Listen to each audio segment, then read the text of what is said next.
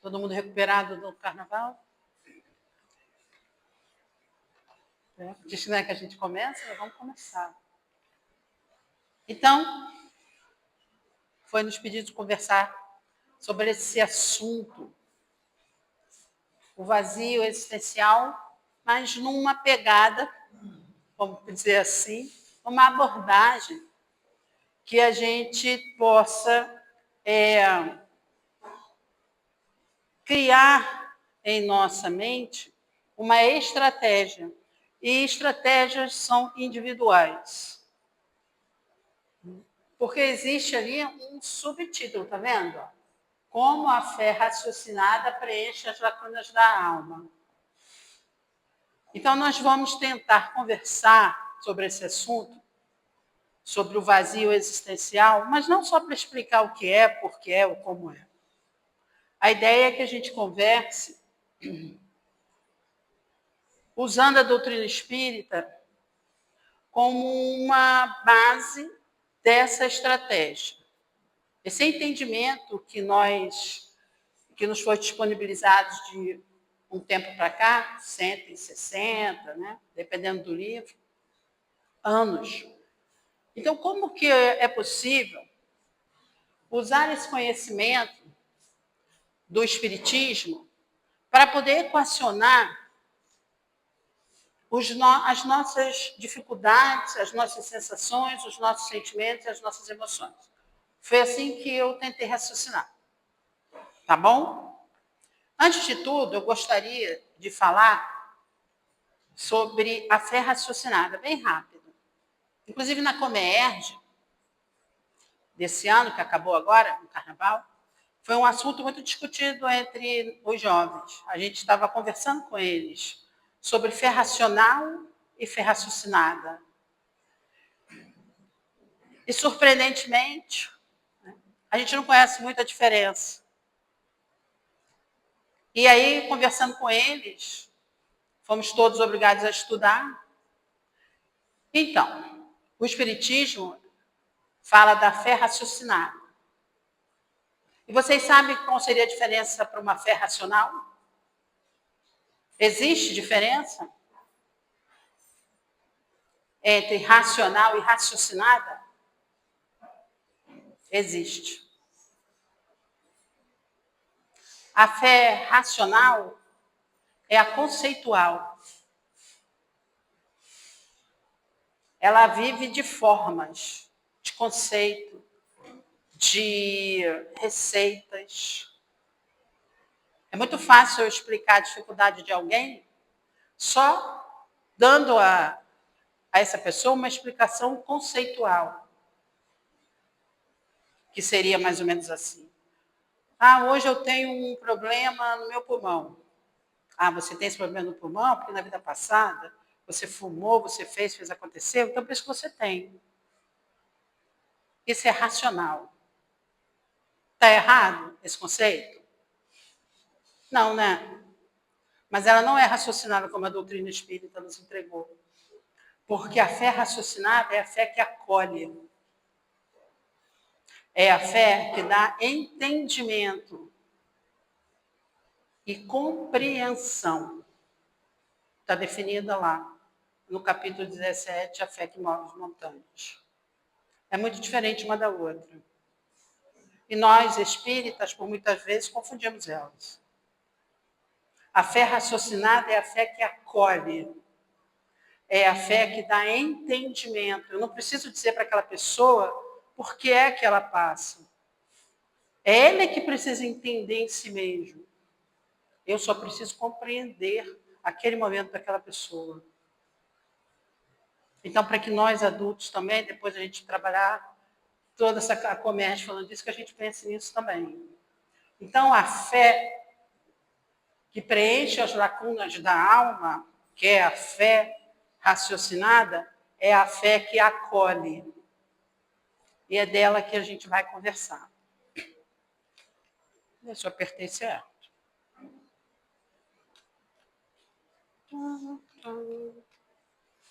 Então, foi? Não foi? Foi?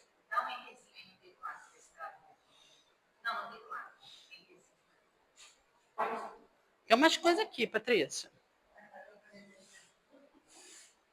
Tem um monte de coisa aqui na tela. E se eu for, vai ficar tudo esmolado.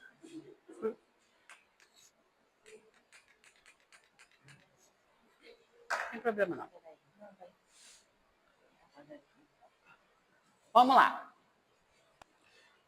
Feito isso, eu trouxe uma definição rápida, tá? Não sou psicóloga, sobre a visão. Ai. É aqui? Beleza. Rapidinho, só para a gente ter um embasamento de entendimento, tá? Então, o vazio existencial, na visão da psicologia, é a sensação profunda de falta de propósito, significado ou direção na vida, frequentemente marcada por apatia, desmotivação e angústia. Então, isso é, só rapidinho, não é um transtorno mental por si só. Tá? A pessoa não está passando por um transtorno mental, ela está passando por um momento de angústia, né? Não é um transtorno mental por si só, mas um estado emocional comumente associado a crises de transição, perda de valores tradicionais ou busca de autenticidade. Então, é um momento da pessoa que ela se questiona, que ela está em dúvida com algumas coisas, se sente sem rumo, mas não necessariamente é um transtorno. Inclui o tédio profundo, ansiedade, sensação de isolamento, pensamentos negativos sobre si mesmo e comportamentos autodestrutivos ou consumistas para disfarçar o vazio. O tratamento indicado é a terapia, né, que trabalha essa autoconsciência, a aceitação emocional e identificação de novos projetos. Uma reorganização dessa pessoa a partir de uma perda ou algo que não estava mais satisfazendo, e ela precisa se reorganizar então, para seguir numa outra direção. Toda vez que for buscar ajuda o mais rápido possível, menos danos provavelmente vai causar, para que realmente no futuro não possa se transformar em um transtorno propriamente dito. Tá? Conversando aqui com Joana de Ângeles, no livro Atitudes Renovadas, ela também fala do vazio existencial. Também não vamos entrar em todo o texto dela, mas olha que interessante que as definições, as causas que ela deu, é bem parecido com a visão mais técnica. Olha que interessante. A alucinação midiática a serviço do mercantilismo de tudo. Hoje em dia, a gente quer tudo na mídia e tudo se compra, tudo se vende. Hoje. Não é assim? Tudo tem que... A gente tem que... Hoje, a mídia, de forma geral, é o nosso grande momento de relação. A gente tem não sei quantos amigos, seguidores, eu não sei bem, porque eu não curto nadinha disso, tá? E as pessoas ficam ali super preocupadas, tem likes, sei lá, todos isso aí, muito preocupado, mas ela está de frente por uma tela. Não tem pessoas com ela. Então, e isso a serviço de se vender tudo hoje. Você se mostra, você coloca, você vende, você compra, você explora. Então, a gente está, nesse momento, totalmente para fora. Nada para dentro. E tudo tem um preço, tudo tem um custo, tudo vende, tudo se negocia. Numa cultura eminentemente utilitarista e imediatista, o tempo sem tempo favorece a fuga da autoconsciência do indivíduo para o consumismo. Então, olha que interessante. Utilitarista e imediatista. Essa utilitarista é tão grave que até os relacionamentos interpessoais hoje são utilitaristas. Eu me relaciono por interesse, porque eu quero alcançar alguma coisa, porque eu não quero ficar sozinho. Hoje em dia isso é muito normal. A gente não tem tempo de ir regando aquele relacionamento. Se deu certo, deu. Se não deu, não deu. Ninguém enfrenta a crise. Eu caso, mas separo. Se não der certo, se eu vou embora. Ninguém senta para conversar por que o relacionamento não acabou, eu vou me embora, não tenho paciência com você, não te dou atenção.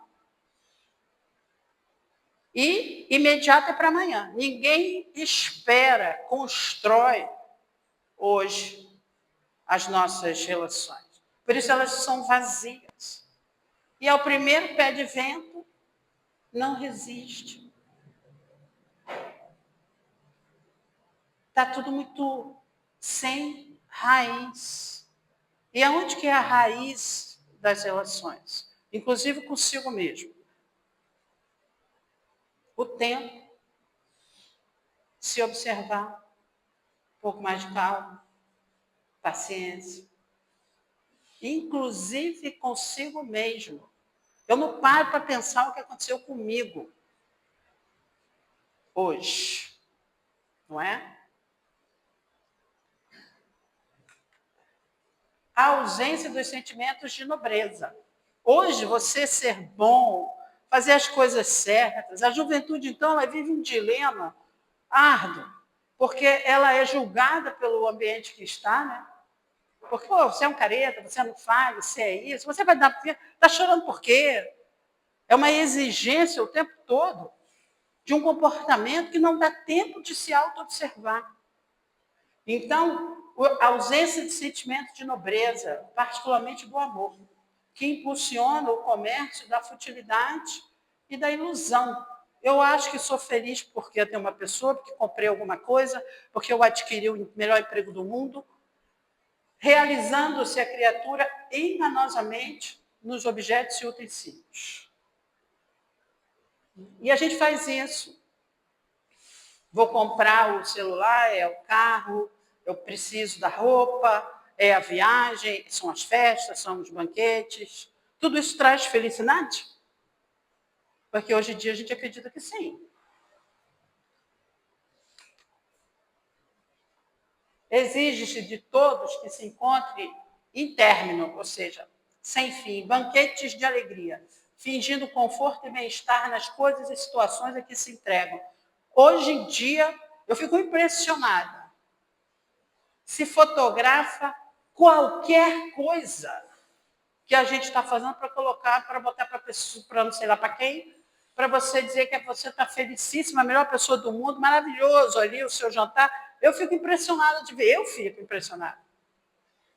Eu estou vê se eu vou sentar no restaurante com meu marido e tirar foto do meu prato para dizer onde eu estou com meu marido. Na minha cabeça isso não cabe nunca. Aliás, pelo contrário, na minha opinião, ninguém tem nada com isso. Mas não é assim que as pessoas vendem um avatar. A gente veste um avatar hoje. E uma vez que você fez isso, cadê você nessa história? E aqui, ó, é muito melhor que a gente vivesse a tristeza legítima e necessária em caráter temporário do que a falsa alegria, a máscara de felicidade sem conteúdos válidos. Eu não serei feliz a minha vida inteira no mundo de provas e expiações. Não é possível. E a gente mente, finge. E momentos de tristeza, de angústia, são momentos de refazimento, de recálculo de rota. E a gente não faz isso. Por isso se perdeu de si mesmo, como ela chamou. A autoconsciência foi embora para outro lugar. Quer comprar, quer mostrar, não está mais conosco. Então eu vendo uma fantasia de mim mesma. Eu sou a melhor pessoa do mundo. Eu não tenho momentos tristes. Eu vivo nos restaurantes usando roupas maravilhosas. Até quando se sustenta uma situação como essa? Ilusória, mentirosa. A gente não vai conseguir fazer isso. Ou melhor, a gente não está conseguindo fazer isso. Não está conseguindo fazer isso. E aí as pessoas estão se perdendo de si mesmos. E quando precisam acessar suas forças, suas questões, ou se reorganizar, cadê elas? Foi. Não estou aqui. E aí, o que eu faço? Então, trouxe um texto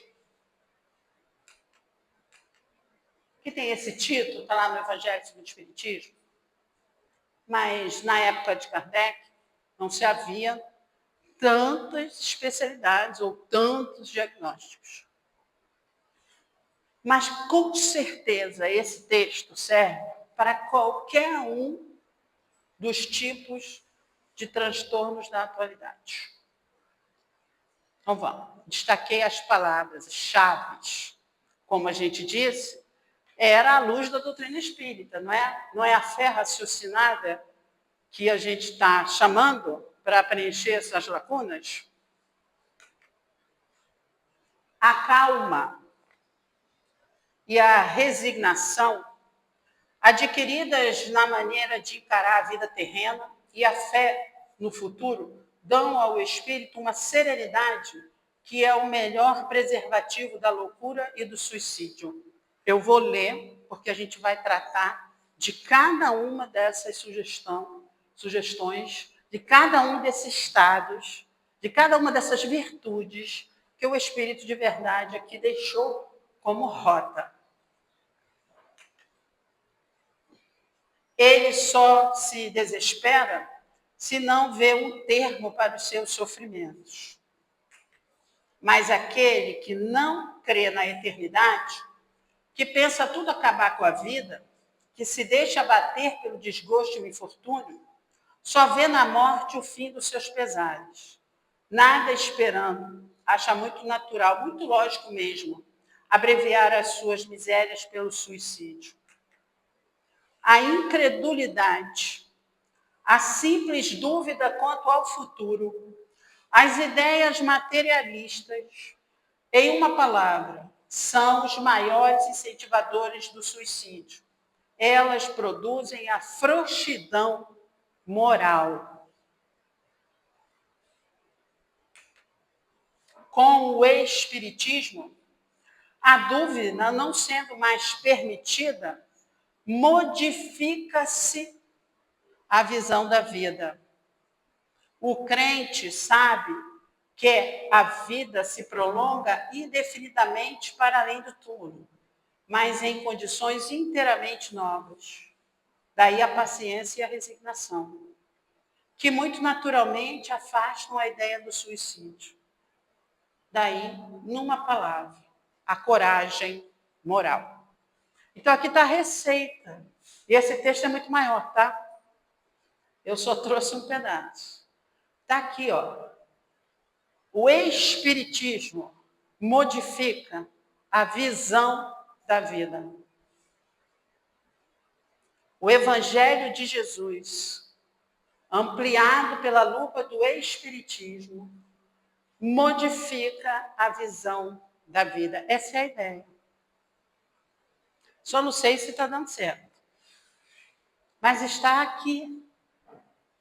Todas as diretrizes para que a gente viva essa vida aqui de outra forma, com outros valores, com outros objetivos, que a gente não está conseguindo. O materialismo, que aqui não é só uma questão de não acreditar em Deus, né? O materialista, ele tem na sua referência principal a matéria. Os valores da matéria é o que importa. Então, eu sou capaz de qualquer coisa, ou de engolir qualquer condição psicoemocional para satisfazer essa minha necessidade material de exposição, de ilusão, de compra, de trocar felicidades reais por objetos, por pessoas, por viagens. Porque é isso que importa, não é? E a gente vai ver que não é. Só que aí, muitas vezes, a gente vai sentir dor.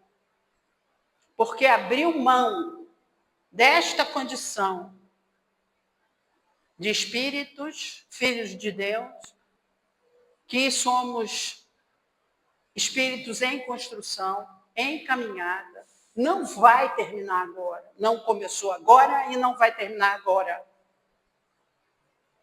Mas para satisfazer as minhas vontades, vontade não, os meus desejos materiais, eu estou topando. Então, a gente realmente está invertendo. E esse texto vem dizer para a gente que, algumas das condições psicoemocionais que a gente precisa cultivar em si mesmo para ter equilíbrio espiritual, moral, emocional. Vamos trabalhar cada uma desses conteúdos segundo a doutrina espírita. Imortalidade. Muda ou não muda completamente o nosso prisma? Somos espíritos imortais. Não vai acabar agora. E o que eu acho mais interessante é que não termina agora e continua para frente. Nós somos espíritos imortais. Já vivemos, já plantamos, estamos colhendo, mas estamos plantando de novo. Para colher depois. Então, o nosso presente ele é fundamental na nossa qualidade de vida, na qualidade de vida presente, na qualidade de vida futura. Qual é a qualidade de vida futura? Semana que vem, mês que vem, ano que vem, ou a próxima encarnação. Mas eu não estou preocupada com isso, eu quero agora. Custe o que custar.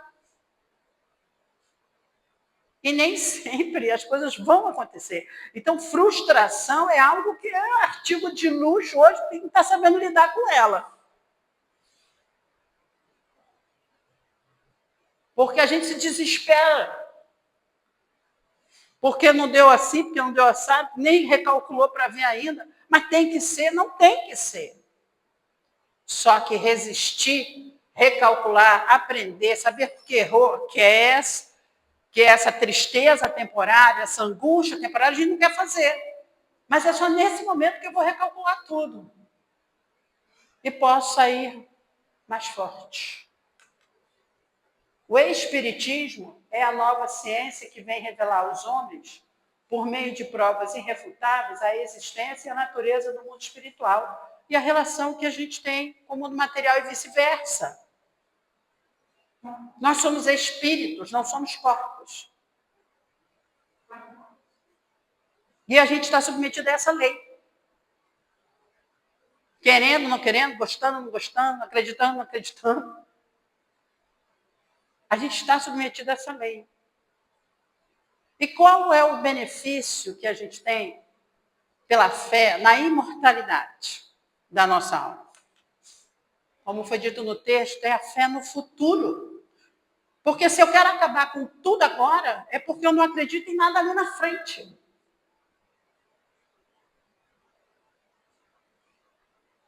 Porque só vai me satisfazer infantilmente agora.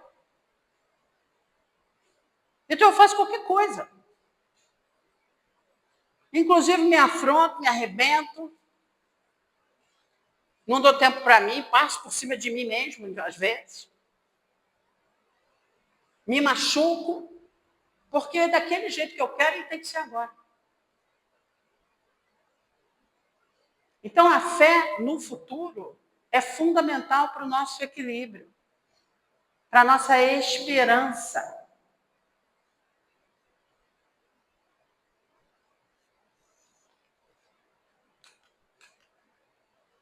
Gente, resignação. Qual o conceito de resignação? Vocês já pensaram nisso? Resignação, muitas vezes, ela é confundida com inércia. Né? Resignar, eu estou resignada. Aí ainda faz cara assim de quem está... Não. Para o Evangelho, para a doutrina espírita, não é. Quando, olha que interessante, olha bem, deixa eu virar minha folhinha aqui. quando Cristo disse, bem-aventurados os aflitos, porque deles é o reino dos céus, não se referia aos sofredores em geral. Porque todos os que estão neste mundo sofrem, quer estejam no trono ou na miséria. Então, é uma situação comum a todos nós nesse planeta, tá? Mas há poucos, também tem gente aqui, poucos sofrem bem. Poucos compreendem que somente as provas bem suportadas podem conduzir ao reino de Deus. O fardo é proporcional às forças, como a recompensa será proporcional à resignação e à coragem. Então, eu quero uma coisa, eu quero adquirir algo, eu quero que aconteça do jeito que eu quero, mas eu não vou fazer nada. Porque há uma proporcionalidade aqui. Há um direito adquirido. É proporcional ao esforço, à lucidez, ao entendimento. Nessa proporção, por que é proporcional a isso? Porque eu preciso adquirir experiência, um entendimento. Ou até reformular minha conduta, que a ideia é essa. Então, a gente vê ali que a resignação, ela não é algo que vai ficar esperando que alguém resolva, ou conformada, esse conformismo ou vitimismo, de que eu estou ali, não é nada disso. A resignação é um estado de alma. O fardo é proporcional às forças. Então, gente, tem coisas que estão acontecendo conosco, mas que a gente tem instrumentos para dar conta. Porque se não fosse, ele não permitiria. Deus não permitiria. Mas o seu sucesso é proporcional a esse esforço, a esse estado de alma. A doutrina de Jesus ensina sempre a obediência e a resignação. Duas virtudes companheiras da doçura. Ativas. Embora os homens as confundam erroneamente com a negação de sentimento ou a negação de vontade. Não é isso. Isso é um estado de alma, é um estado ativo, isso significa ação. Mas que espécie de ação? É aí que está a diferença. Não adianta eu me revoltar ou me rebelar. Nem me desesperar. Porque esse não é o melhor caminho. Não vai me levar à solução. Porque é isso que Jesus recomendou, a obediência e a resignação. Porque a obediência é um consentimento da nossa razão. Ou seja, o que significa isso? Que eu entendi o que está me acontecendo, por que está acontecendo. Eu entendi isso. Eu entrei no processo de aceitação. Tá. Então, quer dizer que aconteceu isso, isso e isso. Eu fiz isso, isso e isso. Então, por conta disso, aconteceu isso aqui. Isso é a fé raciocinada. É a fé do entendimento. E a resignação é um estado de alma. Eu me acalmei. Eu não me revoltei. Então, essas são duas ferramentas muito importantes, porque eu obedeci à lei de Deus de causa e efeito, eu obedeci à vontade de Deus, porque prevaleceu a dele e vai prevalecer sempre. Então, eu entro no ciclo de entendimento com a lei. E a outra, eu entro num ciclo de equilíbrio emocional. E não de apatia, que é muito diferente. Ambas são forças ativas. Ou seja, requer ação. Tá? Porque levam o fardo das provas que a revolta insensata deixa cair. Então, esse estado psicoemocional e comportamental deste equilíbrio nos permite passar pelas nossas dificuldades, situações, sem entrar num buraco negro, chamado revolta, desespero, depressão. Não entra, porque a gente está ali, está difícil, mas eu estou ali com lucidez, com equilíbrio, tentando entender, ver qual a melhor forma de eu proceder, dentro das condições que eu apresento, buscando as ajudas necessárias. da ciência no momento para todas as formas que eu achar que devo. Mas eu não me joguei lá e deixei a vida me levar de qualquer maneira. Porque aí sim eu vou ficar sem saída. Entende? Então a sugestão é que a gente pare, pense, olhe, avalie e siga da melhor forma que você tem. Que nós temos ferramentas boas em nós. A gente só precisa de tempo para acessar e sair desse turbilhão que estão nos forçando a entrar. A gente precisa de tempo. Então vamos para outra. Ó, essa então, essa hoje, né? E o Espiritismo veio nos apresentar uma fé muito diferente das religiões tradicionais que nos trouxeram até aqui. É isso que é muito legal no Evangelho, na doutrina dos Espíritos, porque não é aquela fé dogmática que eu estou submetido, punido. Não. A doutrina espírita apresentou outra fé para a gente. E ela diz que deve ser, olha que interessante, proveitosa, ativa de novo. E não é para adormecer, não é uma coisa que eu tenho que ficar ali parada, aguardando, pedindo e esperando. Não é essa a fé, nem foi essa que Jesus ensinou também não, porque ele trabalhou, ele foi muito ativo, ele mostrou que não era assim. Em algum momento da nossa história humana a gente se perdeu, mas não é essa. É mãe de outras virtudes importantes na nossa estrutura emocional. Esperança e caridade. Sem acreditar, eu não consigo ter esperança. E muito menos prestar caridade. A fé é esta pedra angular que define como eu olho a vida, aonde eu coloco os meus valores, quais as prioridades que tenho. Então, essa foi a fé que Jesus deixou e que a doutrina espírita veio afundar nesses conceitos para a gente. Então, é uma fé que produz, que age, que está ali pronta para ajudar a si mesmo, ao outro, à disposição de alguém que precisa. Ou seja, esse amor ao próximo, ele só existe se eu tiver fé. Senão, eu não vou me preocupar. Eu vou me preocupar só com quem? Com os meus interesses. Então, ela está faltando. Mas não é essa fé pedinte, não. É uma fé que age, que colabora, que contribui, que aprimora. É essa fé. Está aí, ó. Sem esperança e sem sentimentos pelo próximo ou por mim mesmo, é possível a gente ter equilíbrio psicoemocional? Não. É possível acreditar no futuro? Não. É possível acreditar na humanidade se eu não tiver fé? É o que a gente está questionando hoje. A gente prefere olhar as piores coisas do mundo do que olhar as melhores que estão acontecendo.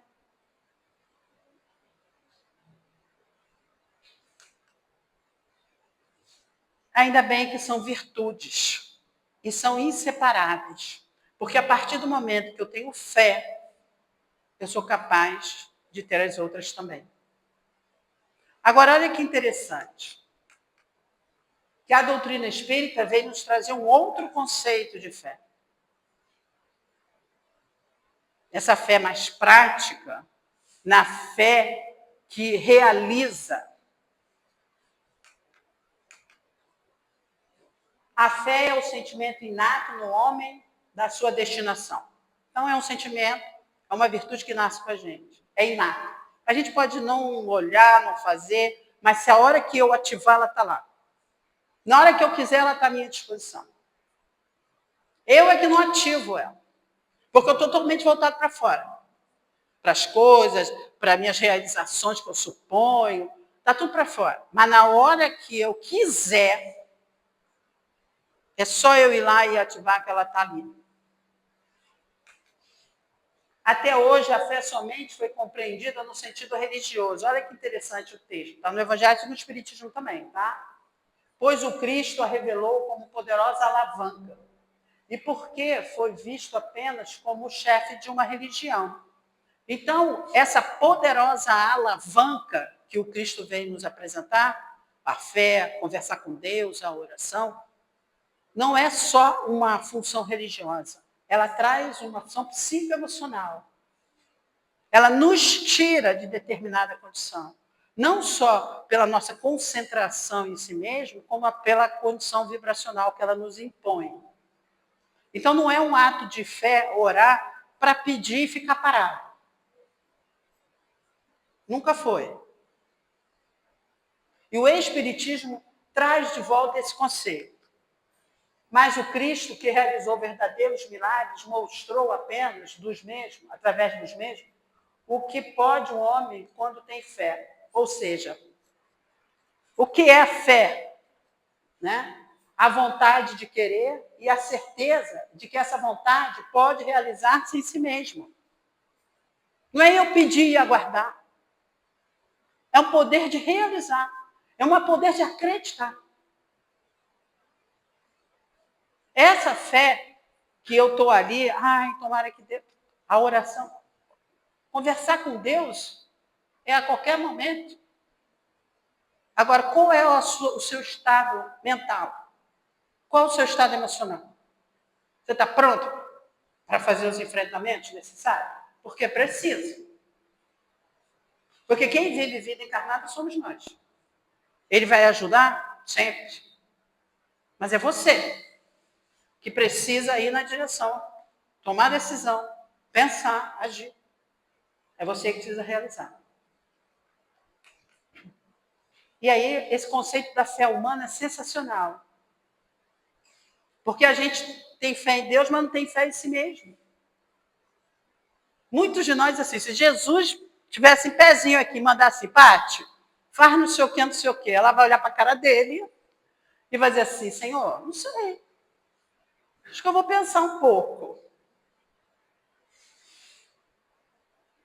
Vai mandar? Vai adiantar ele mandar? Porque se você não se mexer, não vai acontecer. Então, a fé é humana ou divina, dependendo de como os homens aplicam as suas faculdades, as suas necessidades, as suas possibilidades. As nossas possibilidades. Somos nós que interagimos com a vida, com a encarnação, com o outro, com a realidade. Não é Deus. Ele está lá, não sei nem dizer como, nem quando, mas está na dele, fazendo o papel dele. Sempre fez, sempre fará. Mas e qual é o nosso na nossa vida? Então, acreditar em mim, acreditar que tenho possibilidade, que eu tenho qualidade, que eu sou um espírito pensante, que eu tenho todas as condições de realizar, de aprender, de modificar, através do meu esforço. Essa, então, é uma palavra que eu vou te falar uma coisa, hein? Serenidade, que não é calma. A gente faz uma confusão, né? Calma é uma coisa, serenidade é outra. A serenidade é esse estado, novamente, de alma. E a calma é algo que eu fico ali controlada. Mas será que essa serenidade da fé, de acreditar realmente que está em andamento o que Deus quer de melhor para mim? Todos os sofrimentos, misérias, decepções, dores físicas, perda de seres amados, encontram consolação na fé do futuro, na confiança da justiça de Deus, que o Cristo vem ensinar aos homens. Será que a gente é capaz de entrar nesse estado?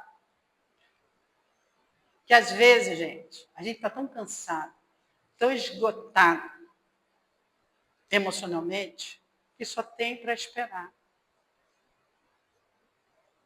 É o único lugar que a gente vai respirar. É nesse lugar. Falou, Senhor, não dá mais para ir.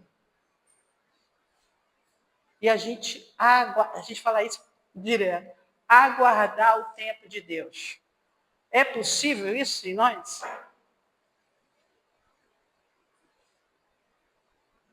Porque às vezes é o que restou para a gente. Senão a gente fica se batendo. Como a gente vê aí. Aí eu vou beber, eu vou cheirar, eu vou comer, eu vou comprar, eu vou fazer tudo o que eu quiser para poder sair desse lugar.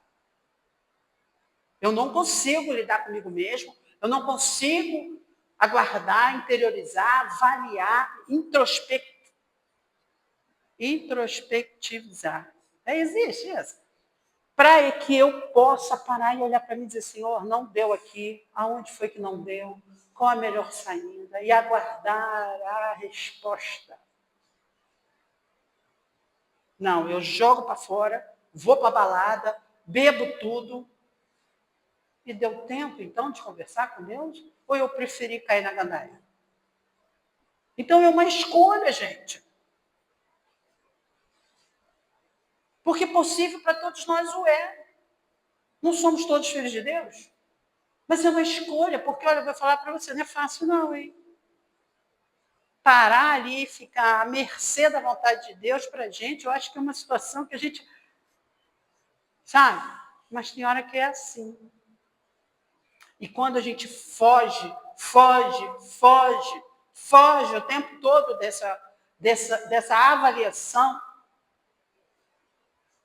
daqui a pouco, temos que arrumar alguma coisa para fazer, né? E aí a gente está escolhendo, aí um monte de coisa que o mundo está oferecendo. É necessário parar, é necessário respirar, é necessário orar, é necessário olhar para si mesmo, é necessário respeitar-se, para que a gente vá amadurecer, e vá se conhecendo, e vá se construindo.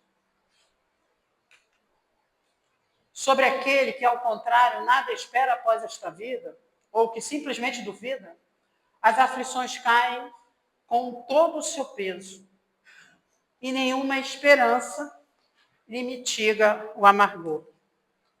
Foi isso que levou Jesus a dizer, vinde a mim todos vós que estáis fatigados, e eu vos aliviarei. A gente não vai até ele. A gente abre mão disso.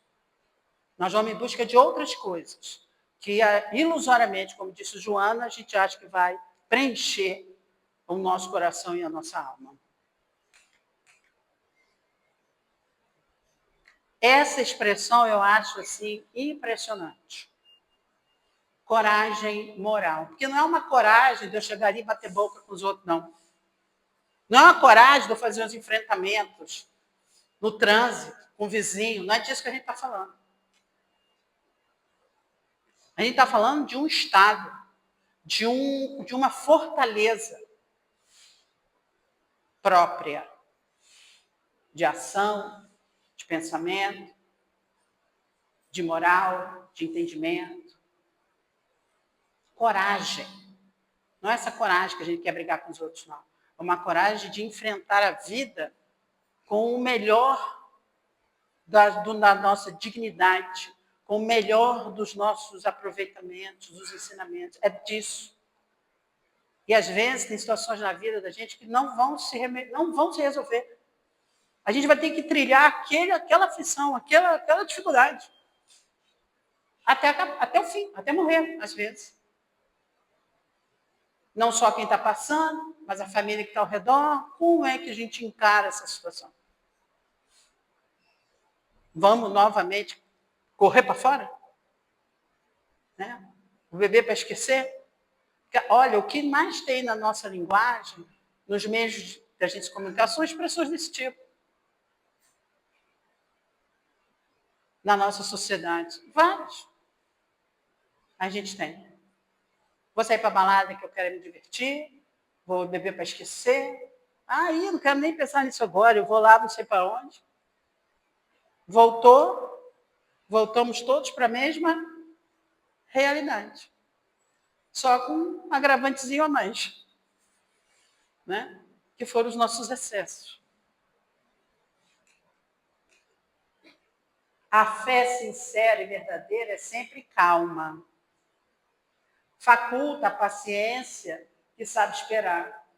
Porque, tendo seu ponto de apoio na inteligência e na compreensão das coisas, tem a certeza de chegar ao objetivo visado. De novo, nós estamos passando pela pedra angular, chamada fé.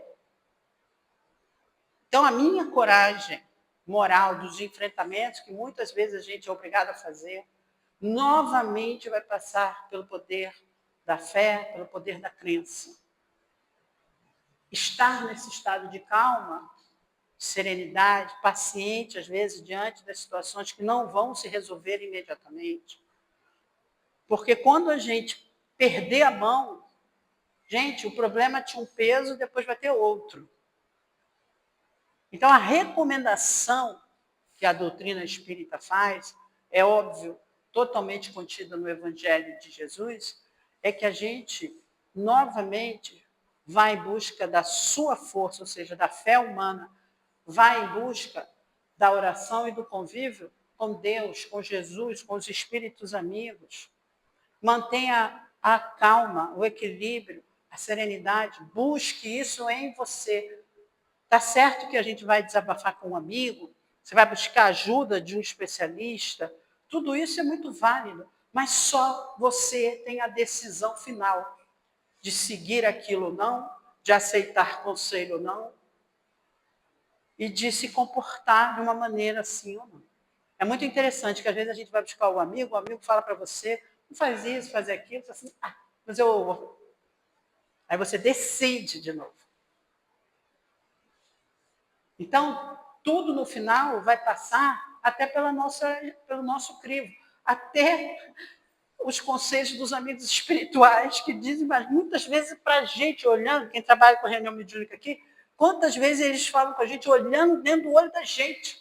Minha filha, não faça isso. Ou melhor, faça aquilo. Deixe de fazer assim. Aí você olha para ele olha para você, ou então através das suas inspirações e você faz o que você quer.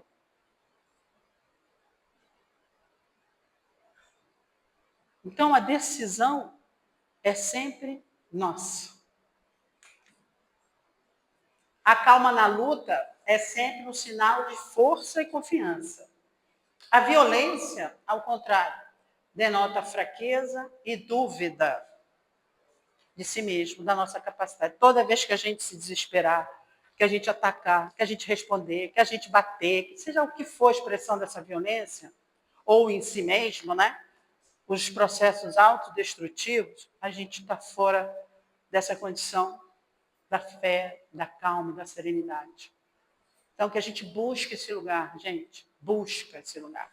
A gente está precisando, não só por cada um de nós de forma individual, mas a coletividade do planeta precisa dessa energia. E aí, chegamos à chave de tudo isso, que é a doutrina do Cristo, né?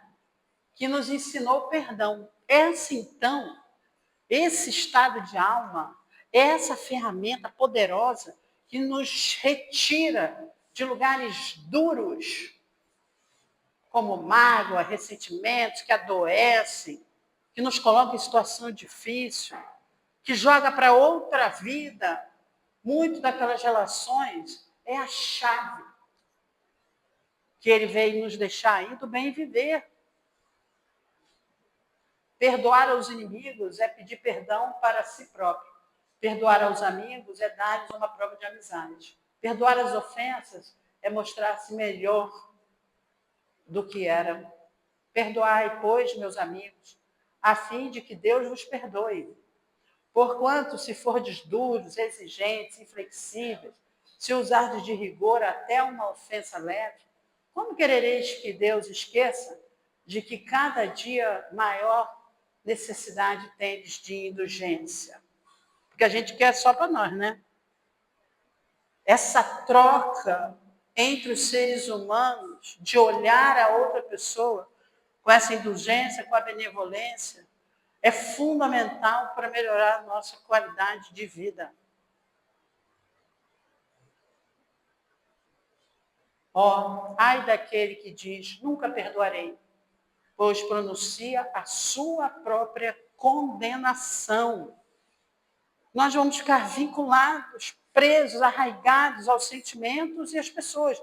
E às vezes as pessoas que a gente está ali nessa relação, foi até, já se resolveu, foi embora.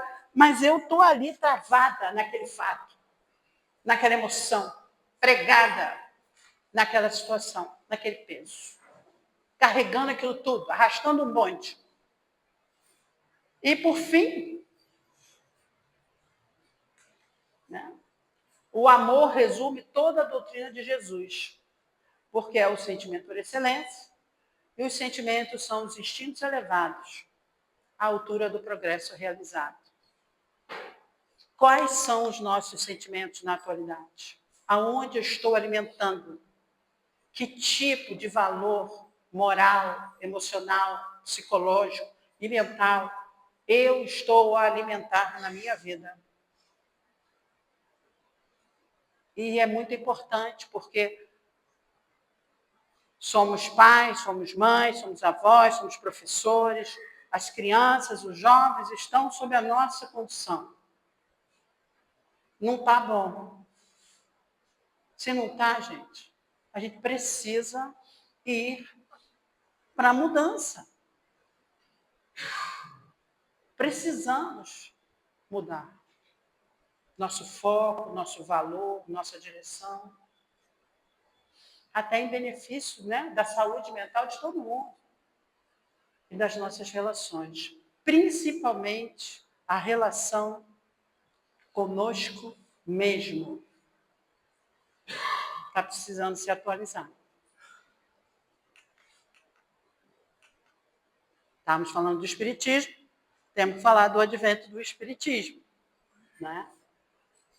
Então, é óbvio, quem quiser, né? É Jesus conversando conosco. Sou o grande médico das almas e veio trazer-vos o remédio que vos há de curar. Os fracos, os sofredores, os enfermos são os meus filhos prediletos. Venho salvá-los. Vinde, pois, a mim, vós que sofreis e vos achais oprimidos, e sereis aliviados e consolados. Não busqueis alhures, a força e a consolação, pois que o mundo é impotente para dá-las.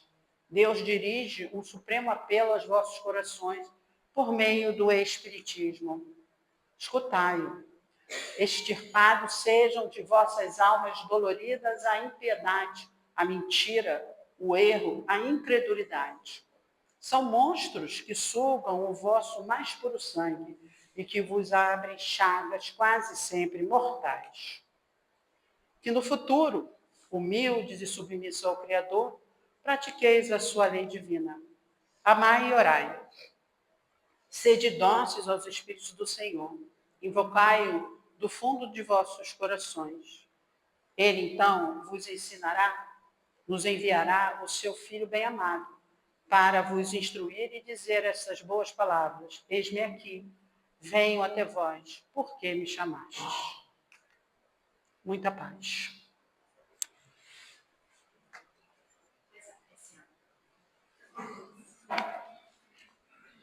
Faça pressa? Pode ser? Deixa eu só molhar a boca um bocadinho.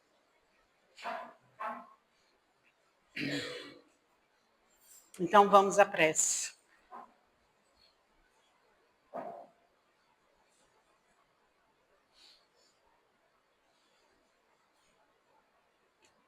Querido amigo Jesus, Deus, nosso Pai, aos amigos espirituais, agradecimento, Senhor, gratidão. Gratidão por todo o seu esforço, Jesus. E com certeza, não é pouco. Em nos amparar, em nos orientar, e durante todos os dias da nossa existência, desde que estamos neste planeta, de forma simples e ignorante, que o seu amor nos conduz, nos ampara, nos serve de estrada.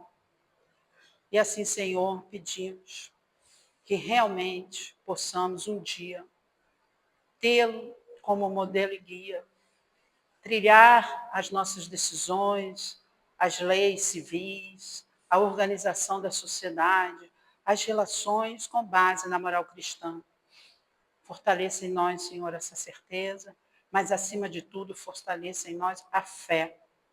A fé em Deus, em nós mesmos, a fé no amor, a fé nos sentimentos mais bonitos, porque somos, sim, capazes, sim, somos filhos de Deus e estamos por Ele instrumentados para trilhar o caminho do bem e do amor.